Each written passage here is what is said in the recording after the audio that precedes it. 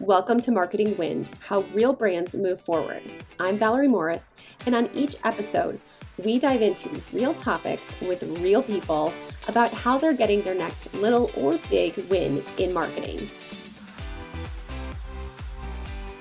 If you're new to the show, go ahead and hit subscribe on whatever podcast player you are listening to right now. That way, you will not miss a single episode of Marketing Wins. Well, hey, thanks so much for joining me today. I've got my colleague and friend Jessica Ryals here from CFO Colleague, and she is, I'm really excited to have her on because she is not necessarily someone who went to school for marketing, but she is someone who has embraced marketing in her company and in her organization. And I've just been really impressed by just the very natural approach that she's taken towards it. And so I really wanted to have her on. I think it's important just for people to see like, oh yeah, like I've got this business. I could be in Jessica's shoes too, you know? And so Jessica, thanks so much for coming on and sharing about your story. Hey, thanks for having me. I'm really excited to chat. Yeah. Why don't we start by telling me or telling the listeners here, like a little bit about what your role is in CFO Colleague, what you guys do, maybe a little bit about like, what did you go to school for? Like, what's your background in? Because you aren't a marketer necessarily. Just to give a little bit of context around like, what are you doing? What's your place in this world here when it comes to CFO Colleague? Yeah, for sure. So taking us back, I was a accounting major undergrad, which I PS highly recommend. All of my kids' friends and teens that want to be business majors, I try to convince to be accounting majors, but maybe that's a spiel for another day. So I majored in accounting, and then I went right out of school to work for Deloitte for 3 years as a financial statement auditor, which was also a fascinating learning experience. Got exposure to a bunch of different industries, met people, traveled, maybe not to exotic locations, but that was really cool. And then when I got married, my husband was pastoring a church in Australia. So I moved there for 4 years, and I worked in business intelligence as kind of a liaison between our external actuaries and the rest of the business. Also did some financial reporting work for them. And then when we returned to the States, I moved into higher education. I worked at a local college for 5 years as an assistant controller and then a kind of financial reporting analyst. And then I moved out sort of on my own with CFO Colleague, which is a firm that my dad founded after he left being a CFO in higher education to support really business offices and the financial side of colleges and universities all over the US. So what we do is we bring kind of professional support and resourcing to colleges. Our firm as a whole does a lot of kind of interim resourcing. So they're between CFOs. They need somebody to kind of steer the ship while they find their next person. We'll send somebody to them for a little while to fill in that gap. My team in particular, we really dive into the details. We provide accounting and financial reporting support to business offices and largely to small colleges who might not be able to afford a professional, a kind of full-time professional staff. We can provide some of that sort of professional work on a more fractional basis. It's a little more affordable for them, but also, doesn't have somebody kind of sitting there twiddling their thumbs because they want to be working at a high level all the time. So that's really the kind of 40,000 foot level of where I've come from and what it brought me to. Yeah, it's not very often that I have accountants or people with such a strong finance and data background like you do on a marketing podcast, but we got connected through some mutual friends, and you had reached out for some support around how to maximize LinkedIn a little bit more and maximize some of the content that you were making. And that really opened my eyes to just like, you are doing something, like I mentioned earlier, it's not rocket science, but you have taken ownership over kind of being a face of your brand, your you might be the main face of your brand, but you don't have to be. But you've embraced being a face of your brand and also being a face of just controlling what the message is that you are putting out there about your brand. And so that's one thing that I see a lot of companies that will come and hire like me and my team to actually do the work for them. Some of it is, time, logistics. We get it. Like you need somebody who can help you stay on course and be strategic. But some people just have no idea how to even think about being a face of their brand. And so that really struck me when I was talking with you and seeing what you're doing, because you probably, my guess is you probably didn't take very many marketing courses in college.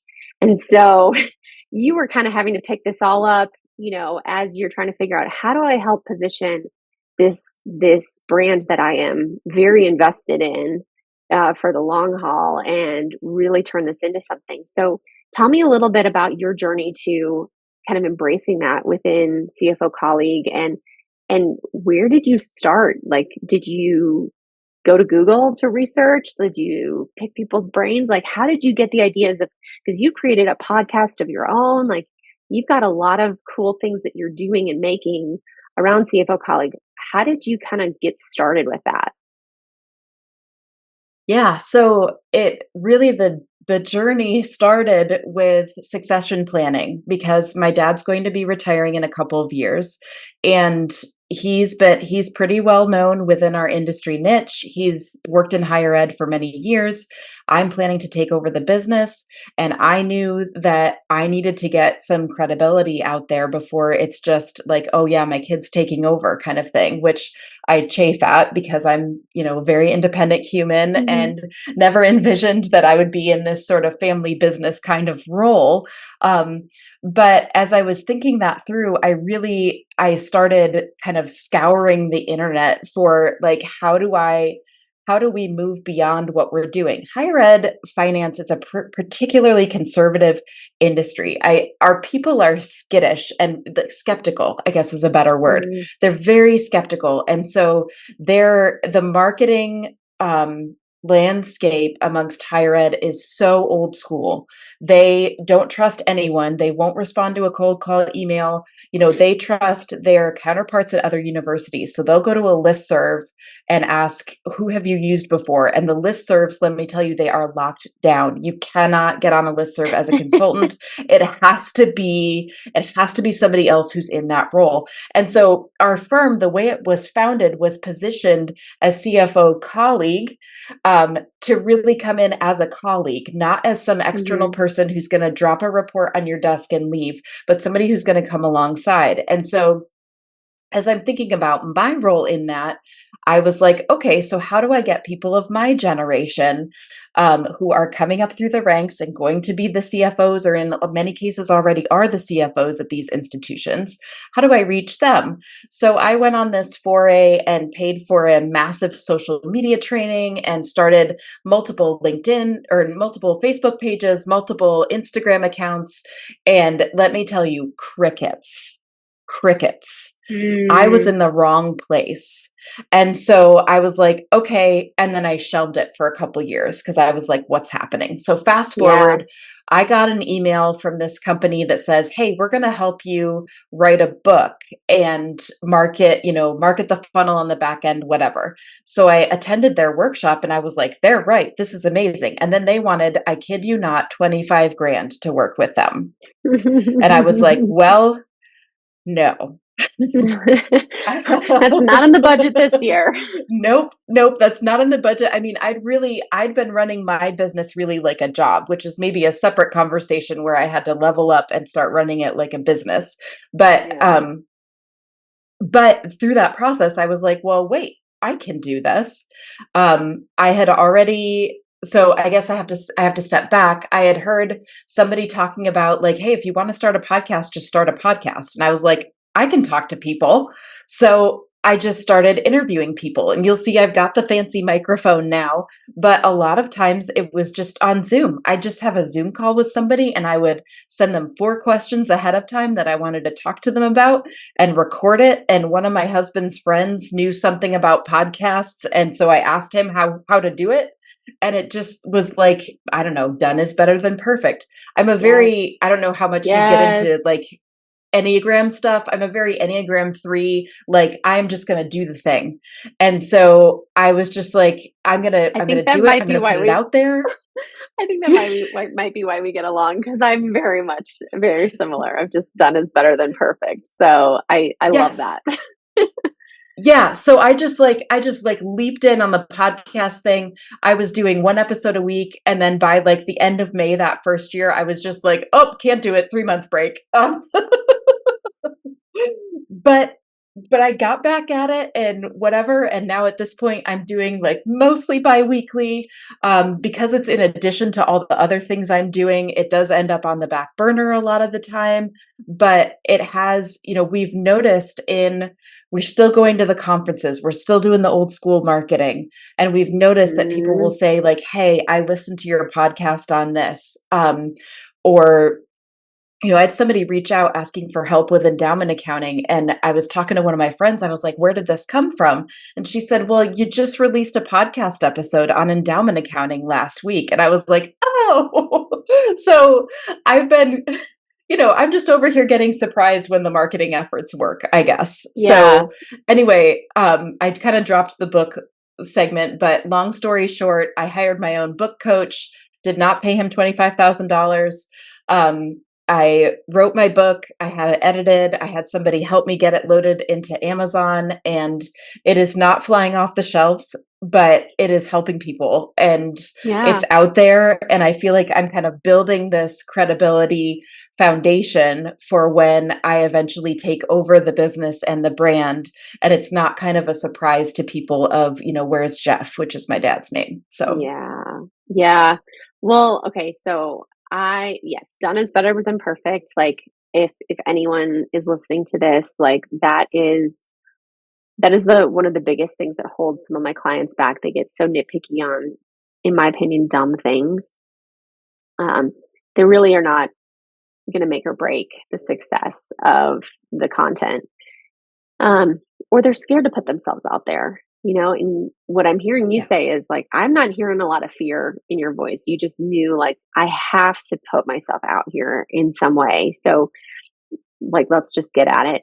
The other thing I loved about what you just shared was just that, like, you didn't stop all of the other traditional things that you'd been doing, the conferences, maybe some of the old school, reach outs, all that kind of stuff that you had been doing that the industry maybe knows and trusts from, a former generation, and probably will still continue to trust even as a new generation comes up the ranks. But, I love that you guys didn't stop the old stuff, you kept both running in tandem, and you've given the podcast a chance to really, um, become something. And I think that's important, because a lot of times people will start something new and they will expect overnight results for it. And they don't realize that it takes a little bit of time for things to build momentum. And to expect overnight results, especially with content marketing, I mean, it's just a little, in my opinion, it's a little naive to think that you put one podcast episode out, it's going to change your whole business.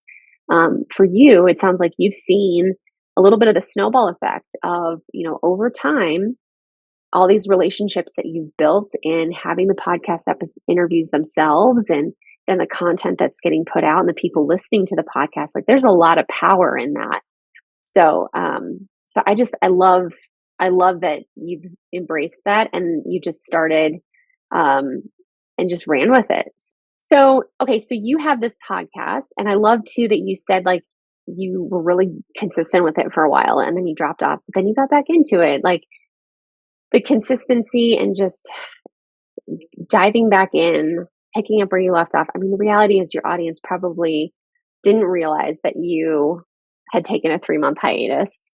from their end of things, all they see is when you put out a new episode. So, or when you share an old one. So, talk to me a little bit about like, how has the team embraced the concept of creating this content? Because it sounds like that wasn't something you guys had been doing prior. What has been the, kind of sentiment around the team of kind of putting yourselves out there a little bit more? Because I just know from the accountants I've worked with in the past and some of the folks that like to be a little bit more behind the scenes, it's a little hard to put yourself out there, especially on social media and creating content. Yes, I'm so glad you asked because we have that, like, some of our consultants are like, they might have a LinkedIn page, but they're like, I don't do anything with it. It's like, that's fine. But for the ones that do or are interested in it, like I have two business partners that are both my parents' generation.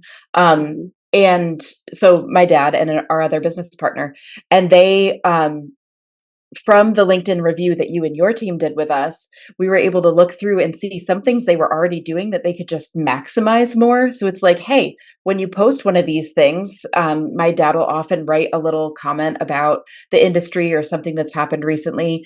Just post it on your page and then reshare it on the company page. And that'll increase its reach and it'll affiliate kind of you and what's the conversations happening on your page with our brand as well.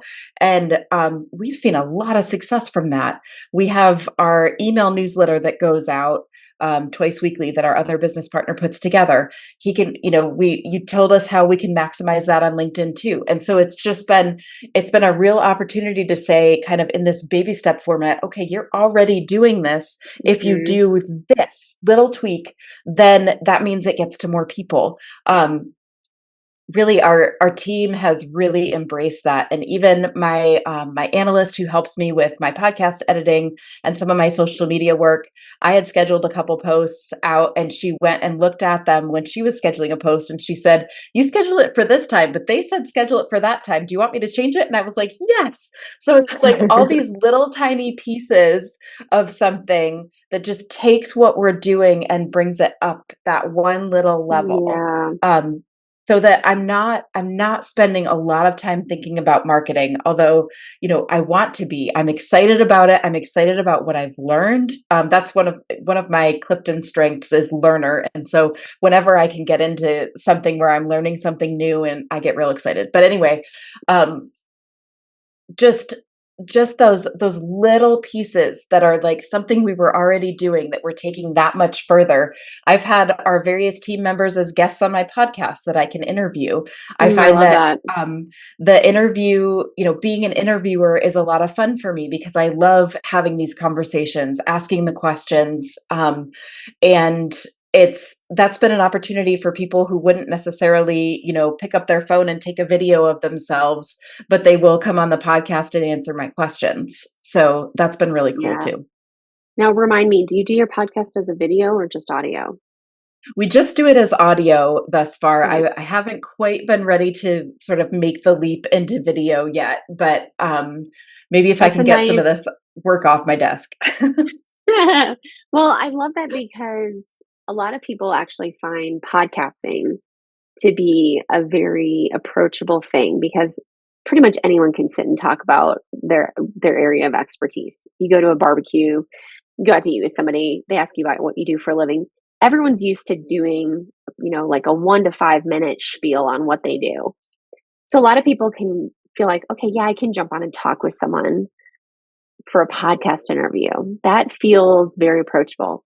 You add video onto it, and then it's like, oh, well, how does my hair look? Did I smile Yeah. enough? Did I look engaged? Like it adds another level of things to it. So yeah, it's like walk before you run. Like you can always add video later. And a lot of podcasters embrace video, but like if that's going to hinder you from actually doing the thing, just start with the audio, build up to doing video clips down the road. It's amazing how just a simple podcast can really help. And I love that like you guys have a very specific niche of people that you help. You know exactly who your target is. Um, and I have actually found that some of those kinds of podcasts do really, really well you may not have like the hundreds of thousands of downloads per episode, like, you know, the big names out there in podcasting have, but the caliber of people listening to your shows is going to be so much higher. So, for people listening, like if you can specialize and narrow your show down or your content down, you're really gonna do well. So I love that you kind of embraced this, and you probably fell into that probably just naturally, like because you are so niche in what you do, but that's helping you out big time. So all right. So okay, talk to me a little bit about um how have you innovated in the last few years to get your brand message out even more? Like what are some steps you've taken intentionally to adjust? I mean, were you in this before COVID hit? Like, did that change anything of like how you were talking to people? What how have you evolved? I mean, COVID feels like it was just yesterday, but I mean, we're pushing 4 years here, so a lot's changed in 4 years. But talk to me about the last few years. Like, how have you innovated? Yeah, I keep talking about COVID like 2 years ago this, 2 years ago that, and it's like it wasn't it 2 years ago, really. I was a mean, we were while on the ago. tail end of some things 2 years ago, but it was a while ago. Yeah. Yeah, actually, for my business in particular, doing remote support, COVID actually opened up a whole new world because, like I've Mm, said before, our people are very conservative in their thinking. They did not believe that this kind of work could be done remotely until they and their teams all had to go home and do it remotely. And so after that point, we actually got a lot more interest in the work that specifically my team is doing yeah.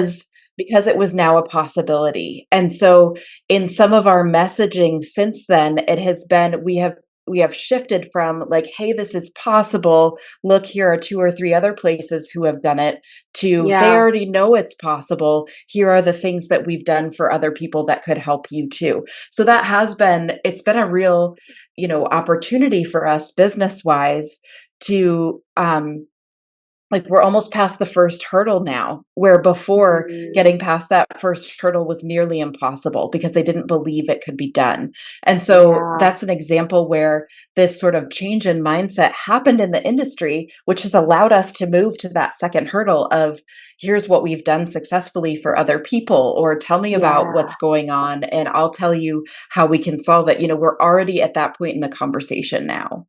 Wow. Yeah, you're right. I mean, for an industry like yours, and it's funny is back in the day, I worked for a company that was purchased by, it's changed names a few times, but it's now it enveloped into what is Ruffalo Noel Levitz.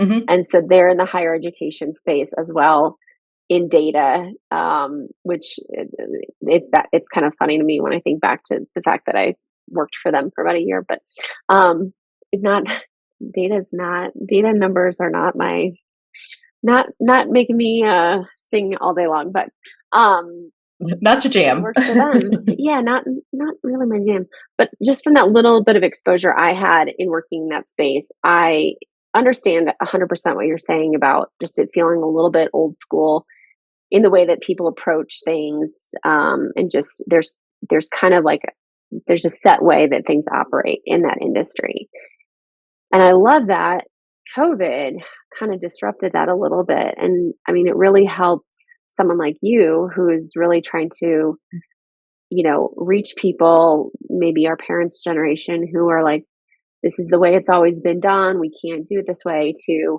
oh no, here, it's kind of just given that shake for you. So I'd never thought about it that way until you said that. So, and then when you talked about like, your dad and your other business partner, you know, embracing just the simple reshare, a simple little thing, because what's great about that is it's leveraging their audience a ton, but positioning the brand slash you as that new trusted thought leader. And they're almost giving their word of endorsement every time they hit share. So I love that they've embraced that, because there's a lot of folks who are, especially close to retirement, that are like, nah, I got one foot out the door. The fact that they understand the importance of carrying on the brand beyond them is Yep. great. So That's wonderful.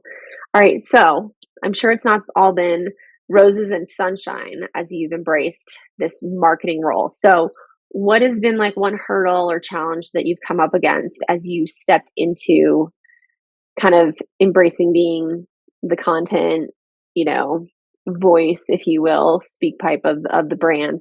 What's a challenge that you've come across, and like, how did that go? What did you do? Yeah. So one of the challenges I kind of glossed over earlier, but was when I first was like, I'm going to do the content marketing thing. And then just absolutely no response. And I felt like I was Mm, bending over backwards trying to find, this great content and stuff that would drive people in and all of these things. And just really the sense that like, did I get this wrong? Like it seems like everybody else is doing this and it's working for them, but why isn't it working for me? That was probably the hardest thing, and part of why I shelved some of it for a couple of years, because I was like, clearly either I don't understand or my audience isn't here or something. mm, At the end of the day, I think it was both. But really, as I try to step into this role, it has been it has required of me a sense that done is better than perfect, because when I record an episode and think, that wasn't my best work, like, oh well, I think it'll still be useful to somebody. Here you go, world.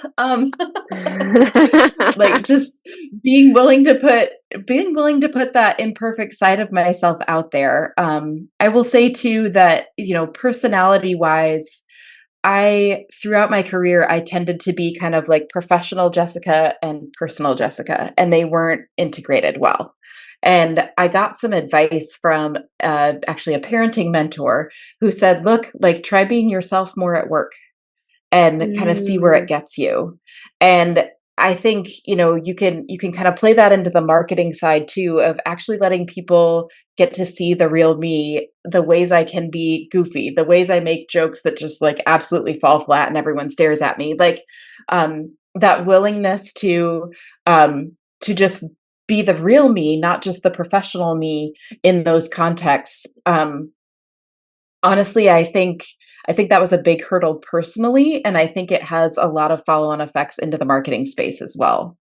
yeah, man. I mean, so much of that is so good. I mean, yeah, I resonate with the kind of sharing more of your personal life in work, especially like as I'm seeing AI make certain things feel very either overdone or just it just feels like, oh, that's been seen that, done that. Kind of like there's just a lot of repetition in certain things.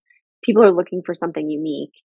What's more unique than your own personal personality and the stories that you can bring to the table? And um, I found the more I open up about some of that personal stuff, the more people gravitate towards it, and it makes making content a little bit more fun. It makes it a little bit more easy.